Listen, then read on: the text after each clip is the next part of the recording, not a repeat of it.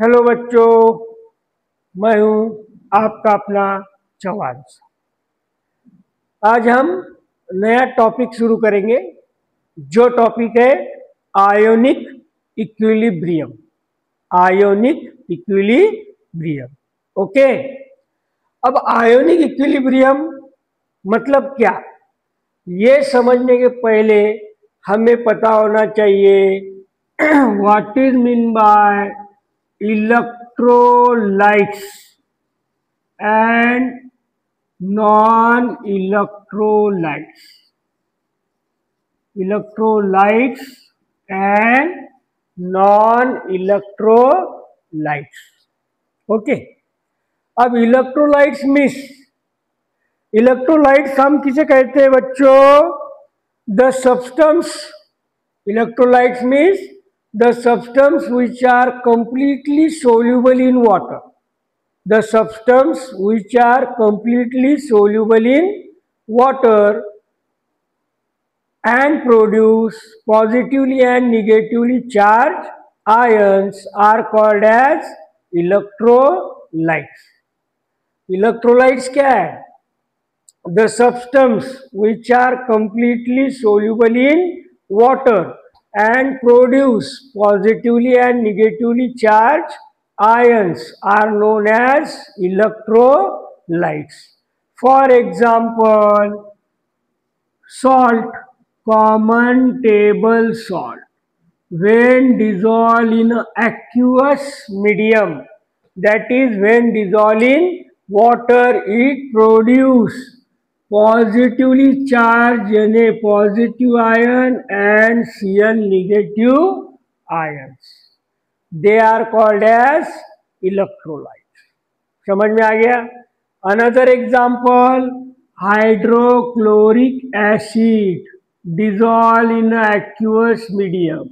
It produces H positive and Cl negative ions. They are called as electrolytes. Clear? अब देखो non electrolyte.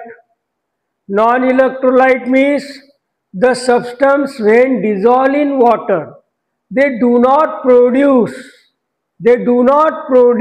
positively and negatively charged ions. They are called as non electrolyte. For example, बच्चों sugar ले लो, dissolve करो in water. क्या formula है? C12H22O11. When dissolved in water, they do not produce positively and negatively charged ions. They do not produce positively and negatively charged ions. They are called as non-electrolyte. Clear? Electrolyte means the substance when dissolved in water produce positively and negatively charged ions. They are known as electrolytes and they conduct the electric current. है ना? Physics आ गया ना? और non electrolytes means when they dissolve in water, they do not produce positively and negatively charged ions. They are called as non electrolytes. Clear? तो हमें इस chapter में किसका ज्यादा यूज है? वो है इलेक्ट्रोलाइट्स। वो है इलेक्ट्रोलाइट्स। यहां तक समझ में आ गया? ओके। अब इलेक्ट्रोलाइट्स के टाइप्स हम देखेंगे। Electrolytes are of two types. First one is strong electrolytes. Second one is weak electrolytes. Clear? Electrolytes के दो टाइप, एक है स्ट्रॉन्ग इलेक्ट्रोलाइट्स, एक है weak electrolytes. So strong electrolytes means, देखिए, the substance the substance which are completely dissolved in water and they produce positively and negatively charged ions.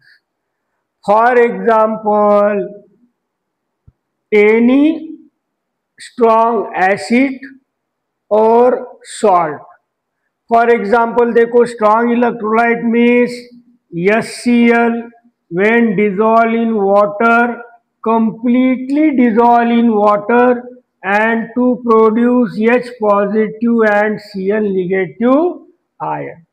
Second one is sulfuric acid, completely dissolved in water. They produce positively and negatively charged ions. Another example, common table salt, NaCl dissolved in water. They produce completely dissolved in water, they produce positively and negatively charged ions. They are called as strong electrolytes. Clear? Hydrochloric acid हो गया, sulphuric acid हो गया, sodium chloride हो गया, strong base हो गए like NaOH और KOH, sodium hydroxide. They are completely dissolved in water and produce positively and negatively charged ions. They are called as strong electrolyte. Clear बच्चों? समझ में आ गया? मतलब स्ट्रॉन्ग इलेक्ट्रोलाइट किसे कहेंगे हम?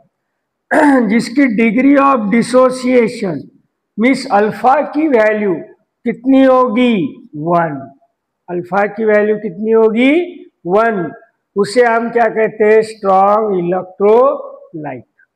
क्लियर? Now weak electrolyte.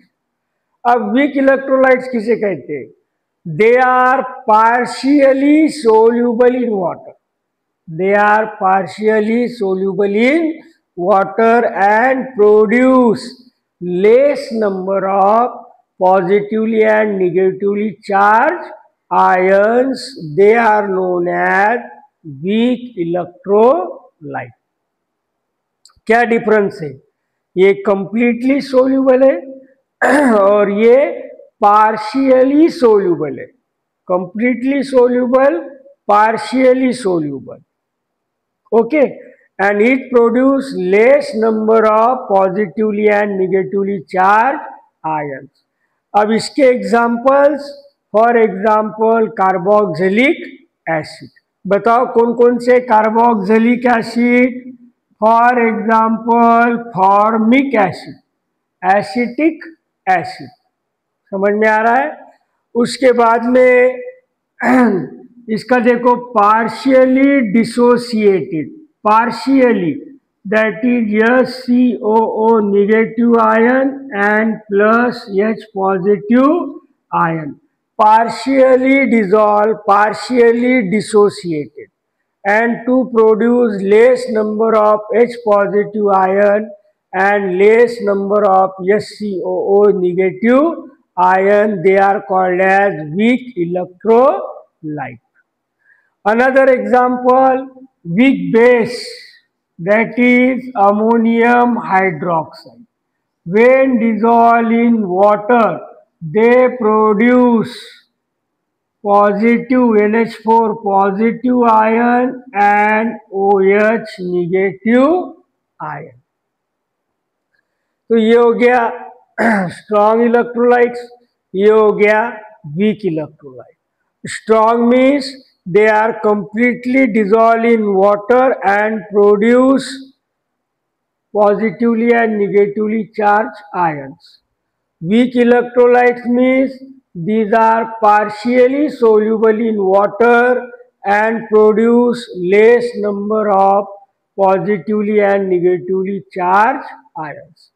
इसके एग्जाम्पल हो गए strong acid, strong base and salt.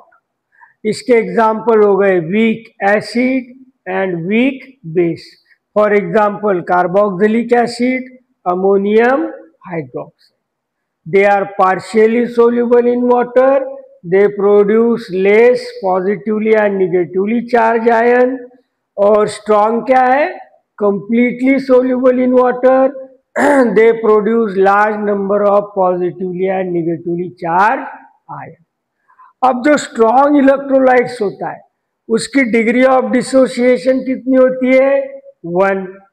Degree of dissociation का मतलब क्या होता है, it is a fraction of number of moles dissociated divided by total number of moles।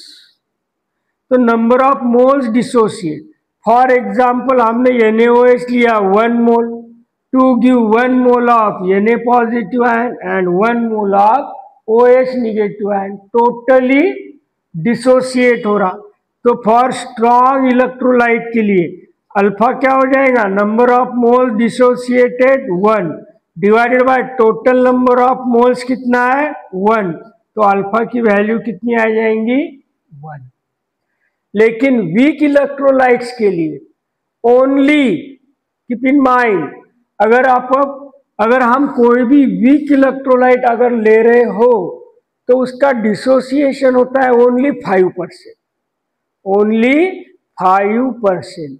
यानी मैं यहाँ पर 100 मॉलिक्यूल्स लूं फॉर्मिक एसिड के 100, तो इसमें से only 5 molecules are dissociate, 95 molecules are undissociate, and it is remain as a molecule in the solution। ठीक है, 95% एज इट इज रहेंगे, ओनली 5% मॉलिक्यूल्स आर डिसोसिएट। तो इसका जो डिग्री ऑफ डिसोसिएशन है, डिग्री ऑफ डिसोसिएशन वो होता है 0.05, लेस देन 1 कितना होता है 0.05 या उससे भी कम, 0.05 या उससे भी कम, तो इसे हम कहते हैं weak electrolyte. Now come to the point कि आयोनिक इक्विलिब्रियम किसे कहते हैं। ठीक है, अब इक्विलिब्रियम का मतलब होता है रुक जाना, स्टेबल हो जाना, इक्विलिब्रियम का मतलब।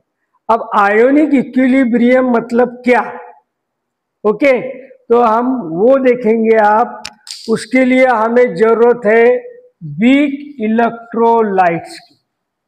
किसकी जरूरत है, weak electrolytes.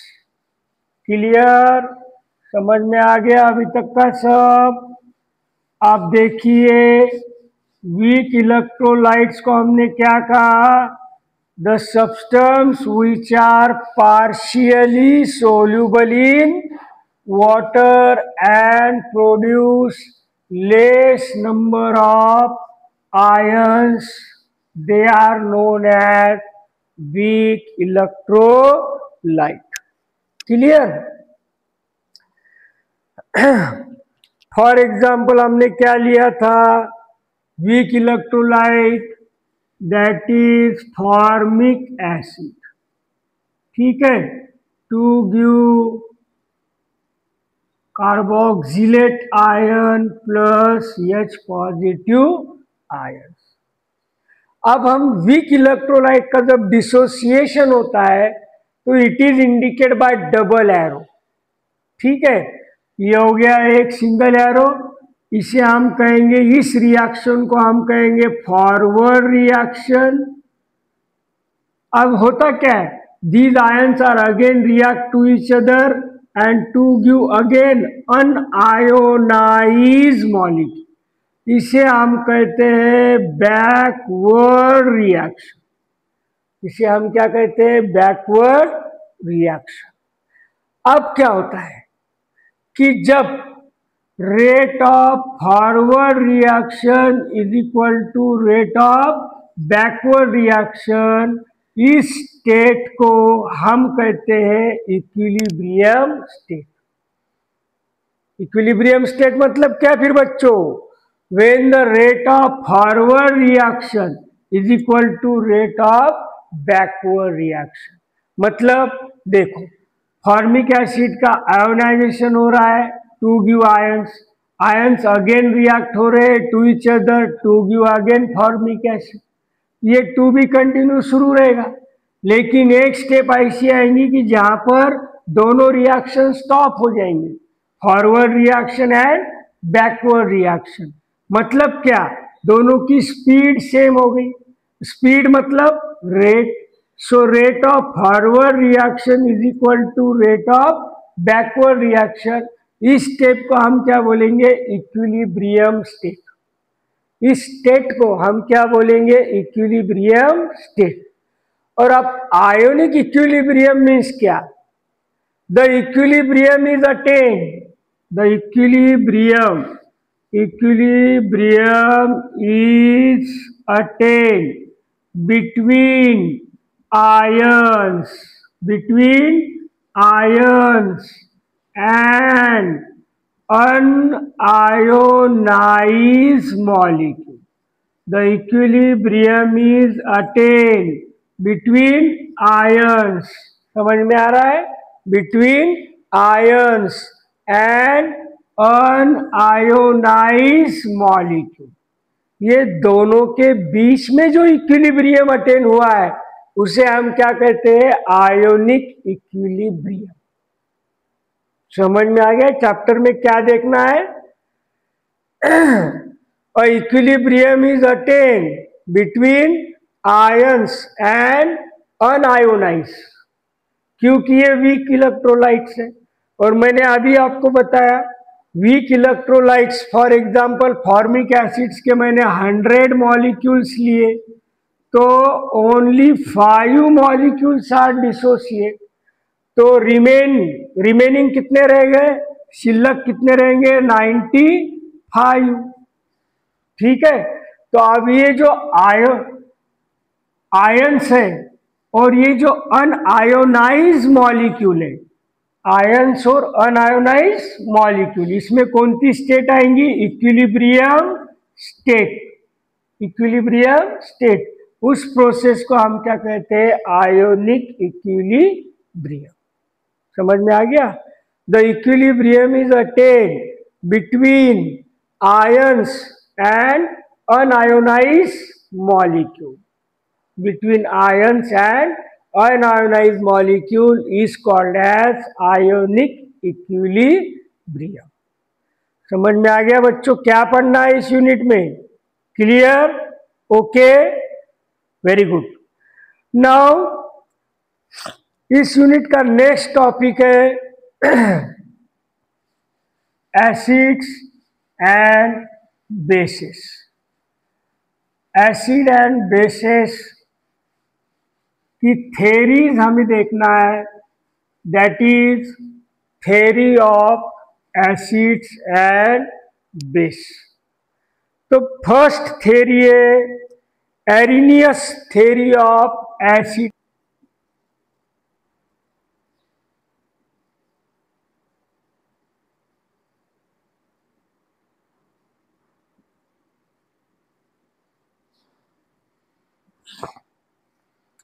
एरिनियस theory of acid and base. हम क्या पढ़ रहे हैं अभी, theory of acid and base. तो फर्स्ट थेरी कौन सी है, Arrhenius theory of acid and base. So according to एरिनियस, acid किसे कहते हैं और बेस किसे कहते हैं। ठीक है, तो देखो बच्चों, अकॉर्डिंग टू एरिनियस एसिड किसे कहेंगे हम, acid is a substance which contain H positive ion।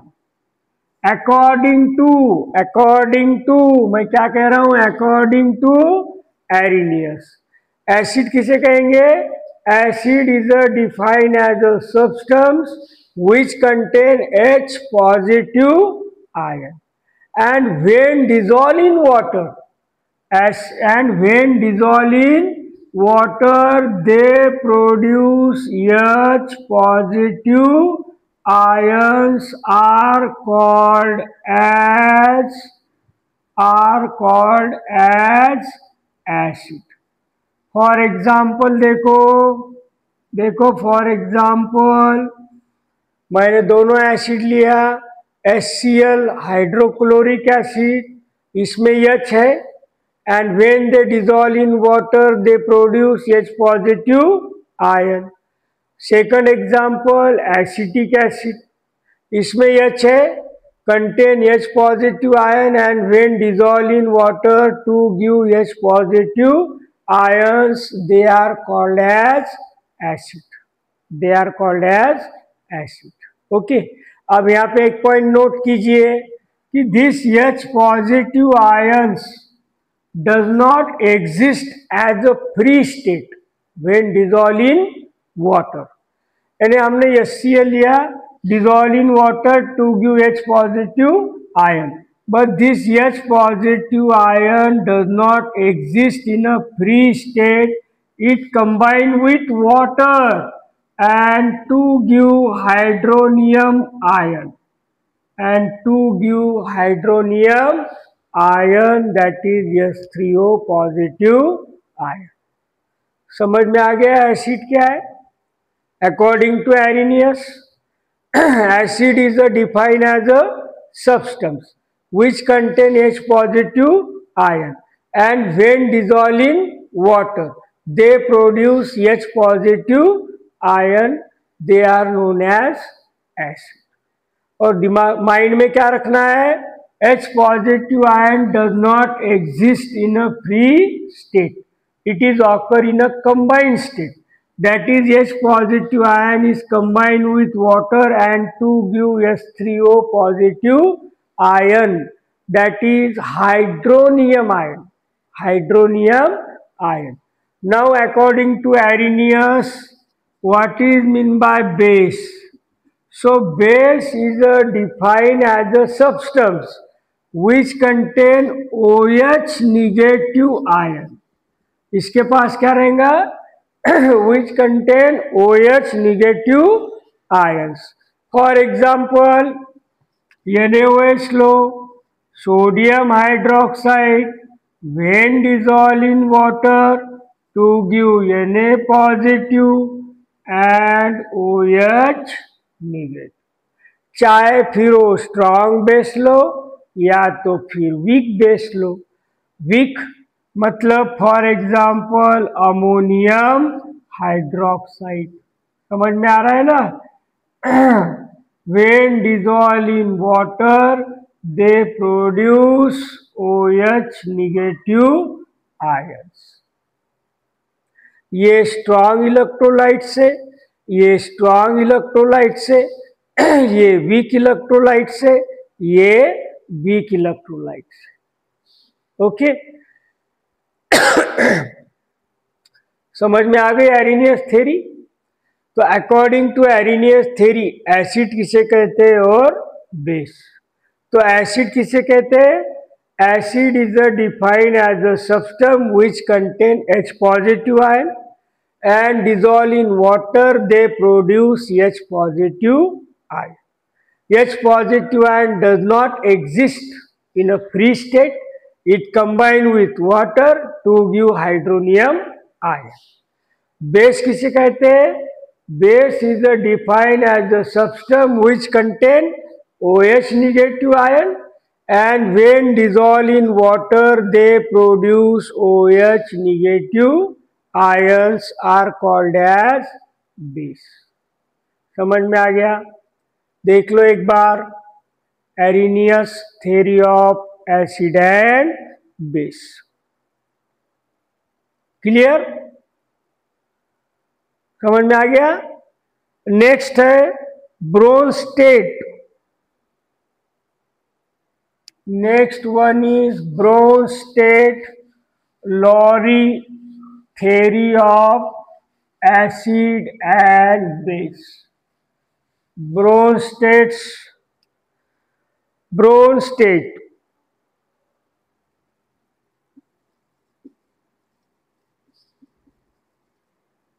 and Lowry theory of acid and base. Okay. तो नेक्स्ट है Bronsted and Lowry theory of acid and base. So according to this theory according to this theory हम acid किसे कहेंगे? देखो, according to this theory acid is defined as a substance which donate acid is defined as a substance which donate proton H positive ion proton to the another substance. Acid is defined as a substance which donate H positive ion to the another substance. और base किसे कहेंगे? Base defined as a substance which gain or accept H positive ion from the another substance. समझ में आ गया बच्चों? Bronsted Lowry theory of acids and base. Clear? For example लेंगे हम HCl प्लस NH3, HCl और plus NH3। Clear? Now so HCl acid है। Clear? तो फिर एसिड क्या है? Donate the H positive ion proton to the another substance. तो यहाँ पे H डोनेट कर रहा है HCl किसको? NH3 को। NH3 के नाइट्रोजन पर क्या है? Loan pair of electron. क्या है? Loan pair of electron. HCl का डिसोसिएशन होगा H positive ion plus Cl negative ion. H positive ion किधर जाएगा? अमोनिया की तरफ। तो क्या मिलेगा? NH4 positive ion, NH4 positive ion और प्लस Cl निगेटिव आयन। तो HCl ने क्या किया यहाँ पे? डोनेट। HCl ने क्या किया? Donate the proton. HCl ने किया डोनेट द प्रोटॉन। तो फिर HCl क्या हो गया? एसिड। बेस ने क्या किया? Gain the proton. तो NH3 क्या हो गया? बेस। सो ये हो गया Bronsted and Lowry theory of acid and base. Acid किसे कहेंगे? Donate the proton to the another substance. Base किसे कहेंगे? Gain the proton from the another substance. तो ये हो गया एसिड और ये हो गया बेस। क्लियर? उसके बाद next conjugated acid base pair. Conjugated acid base pair. फिर से ये एग्जांपल देखो। एसिड क्या है? Acid is defined as a substance which donate the proton to the another substance, है ना? अब ये हो गई फॉरवर्ड रिएक्शन, ये हो गई फॉरवर्ड रिएक्शन, ये हो गई बैकवर्ड रिएक्शन। वो हो गई फॉरवर्ड रिएक्शन, ये हो गई बैकवर्ड रिएक्शन। अब फॉरवर्ड रिएक्शन में देखो, एसिड ने क्या किया? Donate the proton. किसको डोनेट किया? बेस को। ओके, डोनेट करने के बाद इसका रिजिड्यूअल पार्ट कौन सा है? Cl negative ion. Residual part कौन सा है? Cl negative ion by the loss of proton. अब बैकवर्ड रिएक्शन देखो। बैकवर्ड रिएक्शन में Cl निगेटिव आयन क्या कर रहा है? गेन द प्रोटॉन, गेन कर रहा है। और बैकवर्ड रिएक्शन में प्रोटॉन गेन करने के बाद again Cl negative ion is convert into HCl। अब यह Cl निगेटिव आयन ने क्या किया? Gain the proton. Proton gain किया, तो गेन किया, एक्सेप्ट किया, तो उसे हम क्या कहते हैं? बेस। उसे हम क्या कहते हैं? बेस। तो वो बेस कहां से प्रोड्यूस हुआ? इस एसिड से। तो ये जो एसिड और बेस है, इस पेयर को हम क्या बोलेंगे? Conjugate acid base pair. Conjugate acid base pair. अगर मैं इसको एसिड 1 बोलूं तो इससे क्या तैयार हुआ? बेस 1।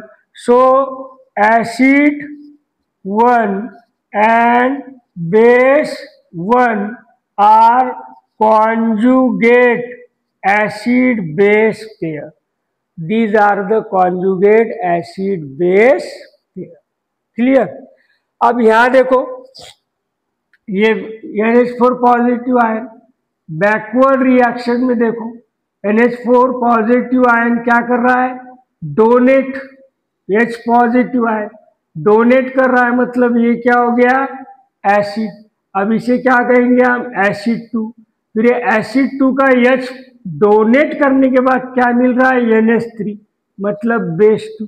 फिर अब ये एसिड 2 एंड बेस 2, मतलब NH3 and NH4 positive ions, ये क्या हो गया? Conjugate acid base pair. समझ में आ गया? Conjugate acid base pair. Clear? Okay. इस एसिड ने लॉस या डोनेट किया है प्रोटॉन, ये हो गया एसिड। इसका जो रेजिडुअल पार्ट है Cl निगेटिव आयन, अब फॉरवर्ड रिएक्शन में देखो, this Cl negative ion gain the proton, so ये गेन कर रहा है NH4 से, तो ये हो गया बेस। तो ये जो पेयर हो गई एसिड 1 और बेस 1, ये क्या हो गई? Conjugate acid base pair. ये क्या हो गई? Conjugate acid base pair. Clear? समझ में आ गया? तो दो थ्योरी हो चुकी है, Arrhenius theory of acid and base, उसके बाद में Bronsted and Lowry theory of acid and base, उसके बाद में हमने क्या देखा? Conjugate acid base pair. Conjugate acid base pair. Clear? समझ में आ गया? Very good. Now next topic is amphoteric nature. Next topic is amphoteric nature. अब एम्पोटेरिक नेचर देखेंगे हम वाटर का। Next topic is amphoteric nature of water. ठीक है, एम्पोटेरिक का मीनिंग समझ लो। एम्पोटेरिक का मीनिंग होता है डुअल नेचर। एम्पोटेरिक का क्या मीनिंग होता है? Dual nature. डुअल नेचर मतलब क्या? फॉर एग्जाम्पल हमने वाटर लिया, वाटर का हमको डुअल नेचर देखना है according to Bronsted Lowry theory of acid and base. तो when water, for example when water is react with acid, अगर वाटर की रिएक्शन हमने किसके साथ की? एसिड। वाटर की रिएक्शन हमने किसके साथ की? एसिड के साथ। तो it is act as a base. It is act as a base. देखो कैसा? H2O gain the proton, that is H3O positive ion and plus Cl negative ion। लेकिन यही H2O अगर हम रिएक्ट करते हैं, यही H2O अगर हम रिएक्ट करते बेस के साथ, बेस मतलब अमोनिया, दैट इज NH3, तो H2O क्या करेगा? यहाँ पे गेन द प्रोटॉन और यहाँ पे loss the proton, that is OH negative ion and plus NH4 positive ion. तो यहाँ पे ये क्या एक्ट हो रहा है? Donate the proton. एसिड यहाँ पे क्या एक्ट हो रहा है? Gain the proton. Base. So this dual nature of acid and base known as amphoteric nature of water. समझ में आ गया एम्पोटेरिक नेचर? एम्पोटेरिक नेचर किसे कहते हैं? कि when water react with acid then it is act as a base. And when water react with base, then it is act as a acid.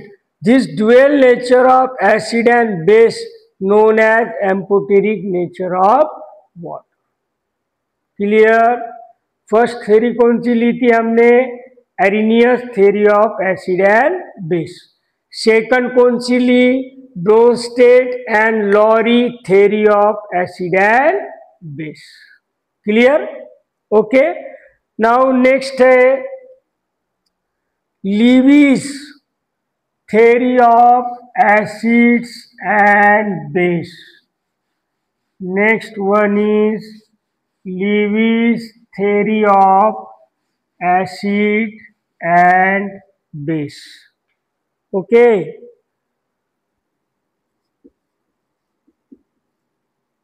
Lewis theory of acid and base.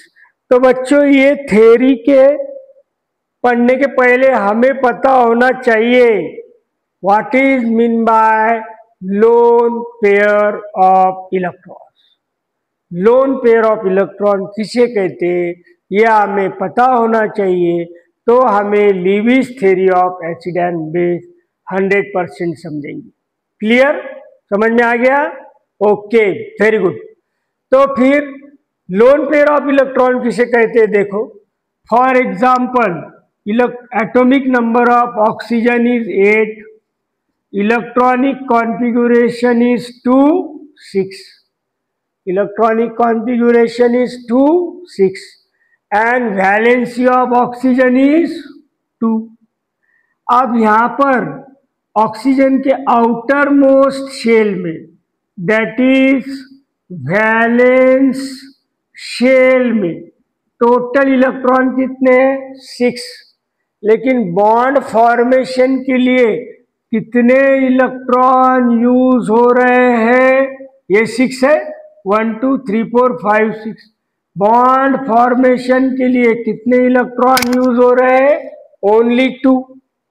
ठीक है. फिर रहे कितने इसके पास? 1 2 3 4.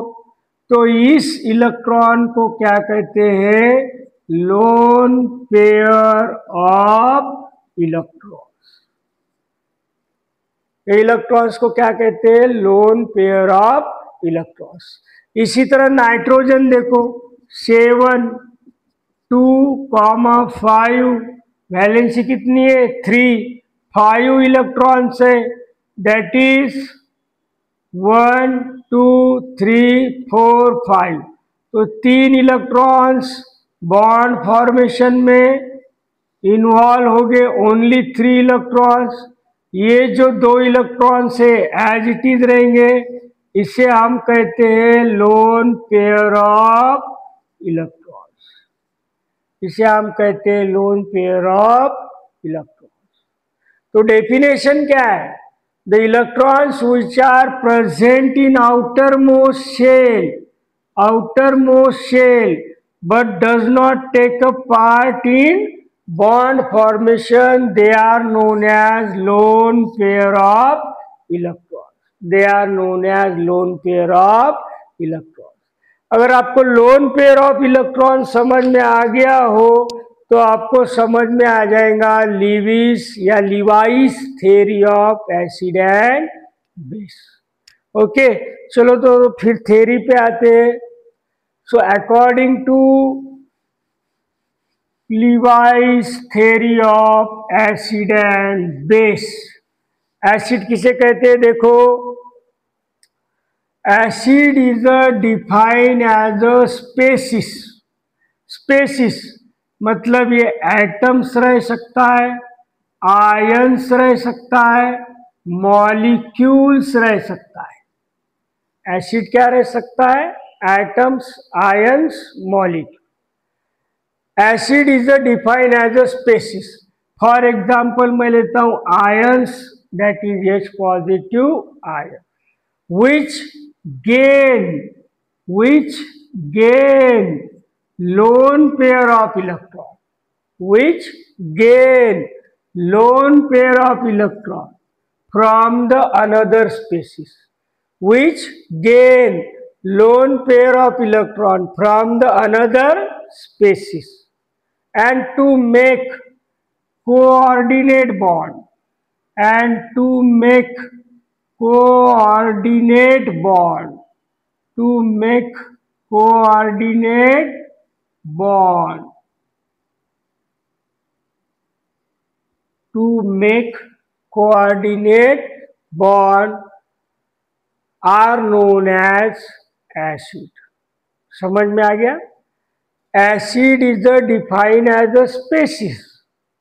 Spaces मतलब वो atom रह सकता है, आयंस रह सकता है, मॉलिक्यूल्स रह सकता है, which gain the lone pair of electron. वो lone pair of electron gain करना चाहिए फ्रॉम द अनदर स्पेसिस. और गेन करने के बाद दोनों के बीच में कौन सा बॉन्ड तैयार होता है? Coordinate bond. तो इसे हम क्या कहते हैं? Lewis acid. समझ में आ गया? उसके बाद में देखो मॉलिक्यूल का एग्जाम्पल लेंगे. For example boron trifluoride BF3 react with ammonia NH3. Nitrogen के पास क्या है? Loan pair of electrons. अब क्वेश्चन आपके माइंड में आ रहा होगा, यहां तो हमें पॉजिटिव चार्ज दिख रहा है, मतलब डिपेंशियंसी ऑफ इलेक्ट्रॉन है, तो इलेक्ट्रॉन किससे गेन करेगा? नाइट्रोजन से. Clear? And to make a bond. लेकिन ये तो मॉलिक्यूल है, ठीक है. तो आप देखो यहाँ पे जो सेंट्रल आइटम है दैट इज बोरॉन. ये बोरॉन का ऑक्टेट कैसा है? Incompleted during the formation of boron trifluoride. मतलब इसके ऑक्टेट में क्या है? Less than 8 electron. फिर लेस देन 8 इलेक्ट्रॉन है तो ये 2 इलेक्ट्रॉन इजीली गेन करेगा from the nitrogen and to make a coordinate bond that is NH3. that is NH3. समझ में आ गया? तो ये हो गए एसिड. H पॉजिटिव आयन और ऐसे न्यूट्रल मॉलिक्यूल. कौन से न्यूट्रल मॉलिक्यूल? जिसका सेंट्रल आइटम, जिसके सेंट्रल आइटम के पास ऑक्टेट कैसा हो? इनकम्प्लीट. इस तरीके के आयंस और neutral molecules which gain the lone pair of electron from the another species, they are known as, keep in mind, they are known as Lewis acid. They are known as Lewis acid. समझ में आ गया? Now base. Lewis base. Base किसे कहते हैं? Base is defined as a species which donate. वो क्या करेंगे? Donate lone pair of electron. वो क्या करेंगे? Donate lone pair of electron to the another species. So जो डोनेट कर रहा है वो लीविस बेस, जो गेन कर रहा है वो लीविस एसिड. तो ये हो गए theory of acid and base. Okay. अब नेक्स्ट पार्ट में हम देखेंगे नेक्स्ट टॉपिक इस चैप्टर का, that is ionic equilibrium. Okay बच्चों, थैंक यू. लाइक करो, सब्सक्राइब करो और आगे बढ़ो.